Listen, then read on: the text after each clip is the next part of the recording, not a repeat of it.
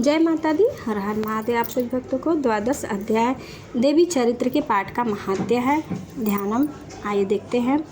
मैं 3 नेत्रों वाली दुर्गा देवी का ध्यान करता हूँ। उनके श्री अंगों का प्रभाव बिजली के समान है। वे सिंह के कंधे पर बैठी हुई हैं, भयंकर प्रतीत होती हैं और हाथों में तलवार और ढाल लिए अनेक कन्याएं जिसकी सेवा में खड़ी हैं। वे अपने हाथों में चक्र, गदा, तलवार और ढाल, बाण, धनुष, पाश और तर्जनी मुद्रा धारण किए हुए हैं। उनका स्वरूप अग्निमय है तथा वे माथे पर चंद्रमा का मुकुट धारण करती। देवी बोली, देवताओं जो एकाग्रचित्त होकर प्रतिदिन इन स्तुतियों से मेरा स्तुति करेगा, उसकी सारी बाधाओं को मैं निश्चय ही दूर करूँगी। जो मधुकैटभ का नाश, महिषासुर का वध, निशुम्भ का वध, निशुम्भ के संहार के प्रसंग का पाठ करता है तथा अष्टमी, चतुर्दशी, नवमी को जो एकाग्रचित्त होकर भक्तिपूर्वक मेरे उत्तम महात्म्य का पाठ का श्रवण करेगा, उनको कोई पाप जनित छू नहीं सकेगा। उन पर पाप जनित आपत्तियाँ भी नहीं आएंगी।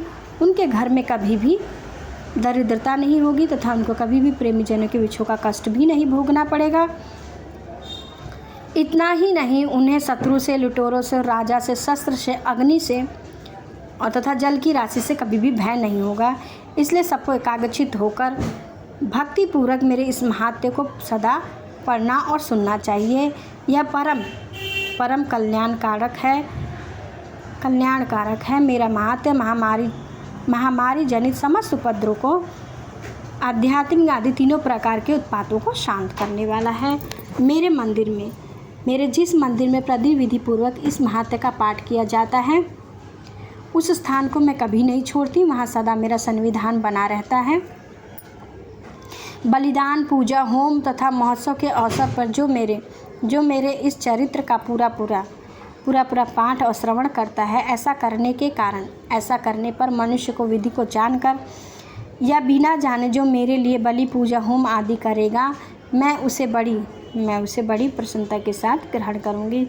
शरद काल में जो वार्षिक महापूजा की जाती है, उस अवसर पर जो मेरे इस महात्म्य को भक्तिपूर्वक सुनेगा, वह मनुष्य मेरे प्रसाद से सब बाधाओं से मुक्त तथा धन्य, धान, पुत्र, पौत्र से संपन्न होगा।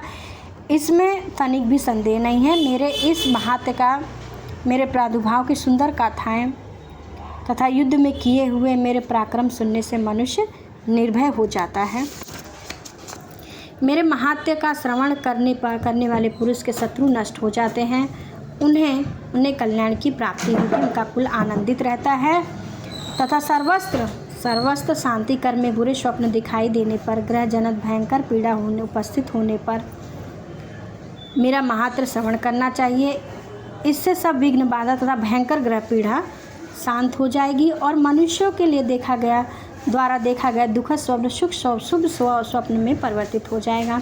बाल ग्रहों से आक्रांत हुए बालकों के लिए यह महात्म्य शांतिकारिक है तथा मनुष्यों के संगठन में फूट होने पर अच्छी तरह मित्रता कराने वाला है।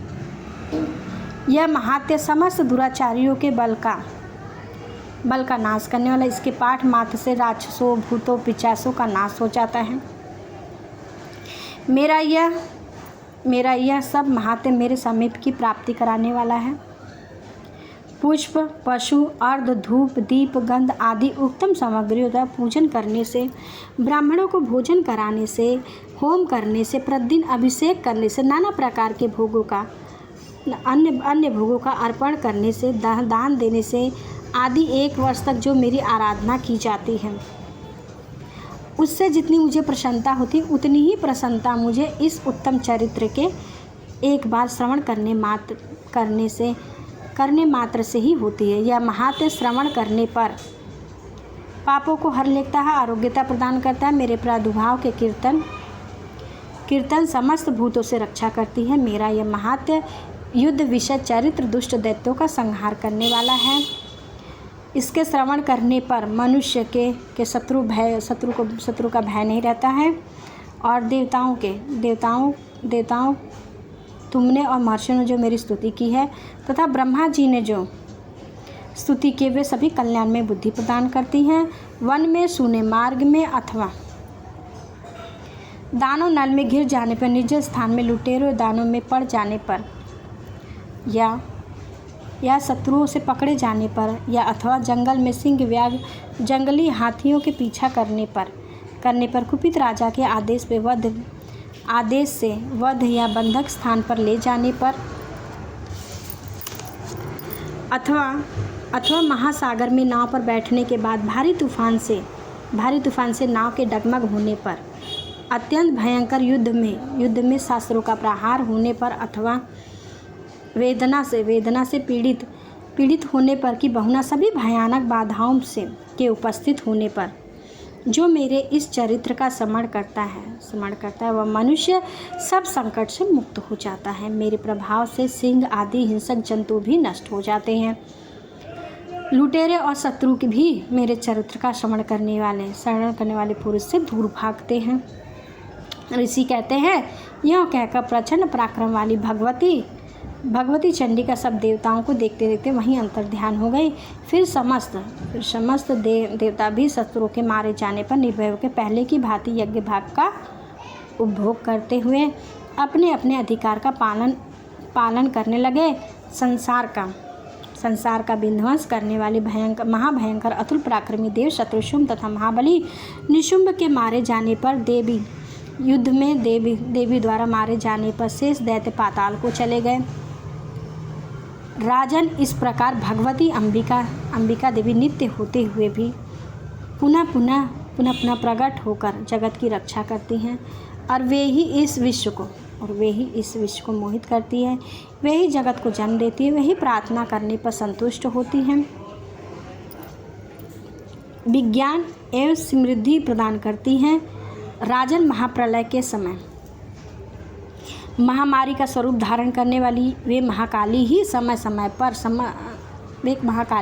समस्त ब्रह्मांड में व्याप्त होती। वे ही समय समय पर महामारी होती हैं, और वे ही स्वयं अजन्मा होती हैं, सृष्टि के रूप में प्रकट होती हैं। वे ही सनातनीय देवी ही समय अनुसार संपूर्ण भूतों की रक्षा करती हैं। मनुष्यों के अबुद्धि के समय वे ही घर में लक्ष्मी के रूप में स्त्रियों को उन्नति प्रदान करती हैं, और वे ही अभाव के समय घर में दरिद्रता बनकर विनाश का कारण बनती हैं।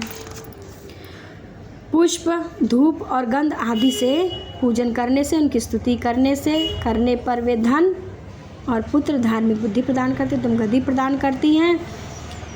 इस प्रकार मार्कंडे पुराण में षाढ़विल मनवंतर कथा के अंतर्गत देवी महात्म्य फलस्तुति नामक 12वां पाठ पूरा हुआ। जय माता दी। हर हर।